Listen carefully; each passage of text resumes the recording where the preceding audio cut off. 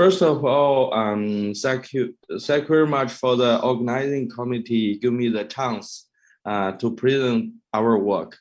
I'm Yunfeng Zhou. I was please close the door. I was a postdoc in University of California before I joined Chinese Academy of Agricultural Science. Here in Shenzhen, we are working on population genetics of grape vine. Using those information we learn from population genetics, and then we try to do genomic breeding for grape vine. I will talk the three following aspects. First, the population genomics of crop domestication in general, and then using population genomics, we can detect deleterious, adaptive, and structure variants. And those are important variants when we're doing genomic design for grape vine breeding. So this is a logic that for my research, so there's an old saying that history is rooted in the future. So in China, we have something similar, so-called 以史为鉴,开创未来. So what we are learning is the domestication history. That's a history we are learning, and using those information, we do the breeding. Okay, for population genetics of crop domestication, we are studying the following aspects. First, the domestication demography of many crops, including how many times of domestication, the timing, and the bottleneck, and also the gene flow between the cultivated population and the wild. And the second thing we study is, I think people are mostly interested, is the genomic footprints of artificial selection. In population genetics, we are learning, is this selection a hard or soft slips? And recently we are start to recognize that most of the complex traits, they are underlying polygenic selection. And also this kind of selection, they stretch lots of regions with them, like because of linkage disequilibrium. So we start to study the linked selection, and also at the same time, we study natural selection in the wild relatives. The third thing, we focused on the gene exchange between the wild and the cultivated population. We studied the effects of such events. Is this adaptive or it's a neutral event? And what's the fitness effects of such events? And in recent, like 10 years, we start to look at a new type of variants. It's so-called deleterious variants. It's potentially, or it's actually reduce the population fitness of the crops. So we call the cost of domestication. During the domestication process, so the crop genomes accumulated lots of deleterious variants. This is the targets for genomic breeding, that we need to purge those deleterious variants out of the genome. And more recently, like 4 or 5 years, we start to focus one special type of variation, so-called structure variation. It means the variation that bigger than 50 base pairs. So this is almost black area. We know nothing about those things. And their phenotypic effects, and also is this associated with the missing heritability. We know that in plant biology, one Nobel Prize that winners that Mark Clintock, that because of discovery of transposable elements. So transposable elements is one type I think it's a major type of structure variation, but we know almost nothing about its population genetics and its fitness effects. So today we are going to, I'm going to focus on the last two that it's also more concerned about genomic breeding. So we have like about 2,000 crops domesticated by humans here and there around the world. And for all the crops, it feels it fitting a pattern. This is a review paper really like several years ago that we found that. So we divided the domestication process from with a management process and a domestication cultivation process, and then after domestication there's a dispersal process, and also the recent scientific breeding process. During this process, we found that the artificial selection, the selection coefficient change gradually, and the domestication process may be longer than previously thought. And during this process, all the genomic variation changed, including one type we are especially interested in, is deleterious variation. This is a simulation we did, and this is the spectrum of all the variation. You can see that before domestication, it's up finger, and after domestication, the genome actually fixed lots of deleterious variation in the genome. So this is a diagram shows this process. And then we know that grape vine is one of the most economically important crop because of both of vine and table grapes, and it's perennials. It's different from the annual model crops. And also the major cultivars, they are mostly from 200 years ago. It seemed that we didn't get lots of new cultivars for recent 200 years. And also for grapevine, they have 70 wild VT species. They're wild relatives, and this can be used in grapevine breeding. So this is wild grapes we see from nearby mountains. So there are 4 or 5 species with different phenotypes and different colors. Some of them are like very good. And also from this study, they showed that so this is from fossil that so actually the Sauvignon Blanc already have been cloned for more than 900 years. So it's suggesting that today we are still using like the same cultivars like 1,000 years ago. This is a condition for grape breeding, and most of the widely grown cultivars that are from 200 years ago. And what's the reason? What's happened? When we look at the genome, we compare the cultivated, the domesticated accessions and the wild accessions. We found that the domesticated accessions, they have 5% more deleterious mutations than the wild population.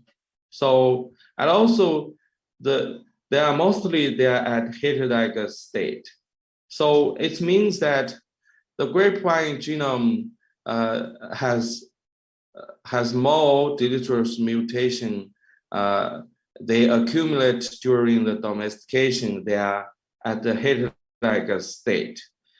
That means when you do selfing or hybrid, you do crosses, then this heterozygous deleterious will be explored and exposed to recessive selection. And then you see inbreeding depression and hybrid depression. This is a simulation we did. So you can find that. So we have 4 models, outcrossing models and clonal models. We found that in the clonal models, if it's additive model, the fitness is decreasing along the generation. But if it's a recessive model, the fitness didn't decrease, it's increasing. This is a very interesting result when we first see it. So it's suggesting that the clonal propagation, the system itself encourage the plants to hide heterozygous variants, including deleterious variants in heterozygous state. So it's suggesting that the clonal process is increasing the heterozygosity of grape vine. So then we are interested to see what happened to structure variation. So that means the big variation. What happened to those? So we look at the genome that's including all types of structure variation, including transportable elements, insertions, deletion, that all types of. We know this famous example that the MIB1 gene caused this color change from dark blue to green because of insertion of a transportable element. And with this kind of recombination, you see this ruby color. And after we look at the genomes, this may be too naive and too simple for this color model. And what we have is we have diploid genome assemblies for 2 dark blue grapes, Cabernet Sauvignon and Pinot, and we have a green wine, Chardonnay. We have diploid genome assembly and long and short read sequencing. And also we have a population with 50 cultivars and about 12 wild samples. And using this data, first thing we did is when we mapping the reads of the Chardonnay to its primary assembly. To one of its diploid genome, it has 2 copies of the genome. We map to 1 copy. This is what we see. So they have lots of heterozygous sites. So very heterozygous. And also you can see this kind of structure change. That means it's occurred in 1 copy of the chromosomes, not the other. So it's large. So what we want to ask is, so what is the chance? So this heterozygous SV occurred at the gene regions. So this is the example. So the genes in the middle, you can see the coverage is like twice of the 2 wing genes, and also there's lots of heterozygous sites in the middle than the 2 wing genes. Also, we have structure variation that suggests that the deletions in the 2 wing genes. So it's suggesting that the gene in the middle have 2 copies in both diploid in both haplotype of the diploid genome, but the 2 wing gene, they are hemizygous. They only occurred in 1 copy of the chromosome. This we can never see in like model species like Arabidopsis and rice because they are inbreeding for a long generation. So this is what we see. And when we look through the genome, we found that about 15% of the Chardonnay genome, Chardonnay genes, it's hemizygous. So it's suggesting that, so this is actually the 2 copies of the Chardonnay genome that are more diverse than between human and chimpanzee. This is huge, right? So we want to ask, is this especially for clonal crops like grapes? We compared inbreeding, outcrossing, and clonal crops, we found that, yeah, it's true. It's only in clonal, they have lots of heterozygous. But for inbreeding like rice, they almost have no heterozygous regions. For another white rice, they have a few in the same 22 kb region. So we want to add, is this a population level thing? We see that the cultivated grapes have like 11% higher heterozygosity than the wild population. Okay. And I skip this and this stuff. And also when we look at the genomic outliers of FST is between the cultivated and wild population, we found that so the structure variation actually find more regions like this famous sex determination, QTL region, and also the berry color region. When we look into the berry color region, what we remember that previously they think it's a T insertion. And when we look at so this on this phylogeny tree, we see that the change from the dark blue to green, it happened many times, many times. So it's suggesting convergent evolution. And also when we look at compare the genome coverage between the neighboring dark blue and green cultivars, we found these types. This is indicating reversions happening in this region. And all these, actually, it's different size in different comparisons. And also this region all covers that that cluster of MIP genes. So it's suggesting that convergent evolution of berry color by big S inversions. And using genomes, we have two dark blue cultivars and one green, and we see this big inversion between dark blue and green grapes. And this is like 4 megabase. It covers like hundreds of genes there. And when we look closer, what happened here? This is the start of the inversion, and this is the end of the inversion. The bottom is the end of the inversion.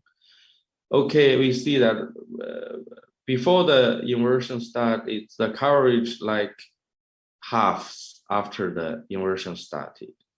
And also before the inversion, there are lots of heterozygous sites. After there's now. And also we see this wreath of supporting this. It's suggesting that actually this big 5 megabase inversion, they are homozygous in the Chardonnay genome. This is very interesting and very different from what previously, I think is 2 or 3 science papers, what they tried to show. Okay, and also it's the first time we start the population genetics of TE. Okay, about breeding, we know that grapevine breeding is far behind cereals, and the grapevine breeding, we know the breeding 1 to 4, 4.0. It's first pointed out in maize. It means to combine omics data and using artificial intelligence and machine learning in this genomic design of breeding. But for grapevine breeding, we're still using, I think, we're still at the breeding 2.0 or something. It's still, we're doing some experimental statistical design too, and we still didn't use genetic marker. So for breeding 4.0, it means to combine multiple dimensional omics data from natural populations and bioinformatic tools, mine natural varieties and functional regulators. Using genome editing and machine learning, we to check the function of natural artificial mutations And also using machine learning, we predict the phenotypic effects of each variance. And finally, we use synthetic biology and AI model to design the crop genomes. This is genomic design breeding. Okay, this is the first example that happened in potato, actually published by our institute, Professor Simon Huang on sale. So first you do genomic analysis and to recognize the deleterious variants. And then you do many generations of selfing that to purge large effects deleterious mutations. And then you do a cross to combine the beneficial mutations. Then you can make this kind of hybrid potato. This is change the setaploid potato to diploid potato. This is renovation of potato breeding. And for grapevine, we have detect deleterious variants and also beneficial variants. We did simulations for the breeding. And so finally, what we want to do is first, we have the input, grapevine, potato, what natural populations. We read their genomes, metabolomics, and phenomics, and all kind of omics data. And then we do interpretation. I think this is the most difficult part. You need to analyze the big data using machine learning. And then you do writing using genome editing and genetic biology to write the genome. This de novo domestication of crops. Oh, what happened? Okay, this is a very quick presentation. What I talked is in these publications. If you are interested, you can take the original paper. This is because we are a new lab established early 2021, and we are looking for all levels of excellent young scientists to join us. We have postdocs, doctoral students, and master and undergraduate student chances if you are interested.